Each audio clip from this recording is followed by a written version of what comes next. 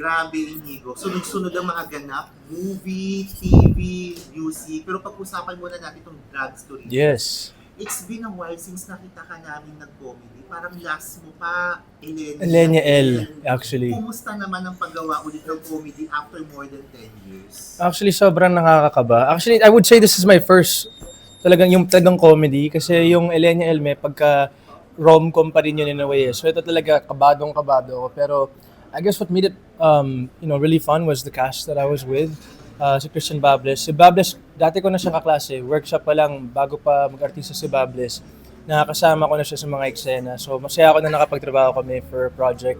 And of course, si Elijah is one of my friends in showbiz and outside showbiz as well. And dami naming puro kulitan lang talaga. At syempre yung mga drag queens na kasama rin namin, sobrang nakakatuwa yung makita yung passion nila sa ginagawa nila. And it was my first time seeing the work that they have to put in just to get into the characters. Just even doing the drag shows that they do.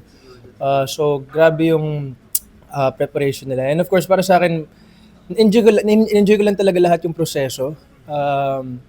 Andun yung kaba, meron kami mga moments ni Elijah after namin shooting, kami, debriefing, sabi namin, Tol, nakakatawa ba tayo? Tama ba itong ginagawa natin? Meron kami moments na talagang iniisip namin, okay ba tayo? Wala naman tumatawa sa set. Pero syempre, masaya kami, to be able to do something that's outside of our comfort zone, outside of my comfort zone. Masaya ako na nagawa ko siya.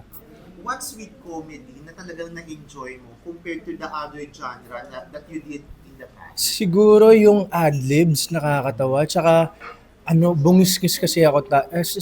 Feeling ko yung pinaka naging challenge ko dito sa pelikulang to is mahirap magpigil ng tawa pag tawang-tawa ka na. Lalo na kapag kasama mo si Benji Paras. Benji, grabe siya mag-ad-libs. Christian Bables, Kay Brosas. Ang hirap magpigil ng tawa. Ang hirap. At feeling ko yun yung pinaka-challenging part. Sabi nga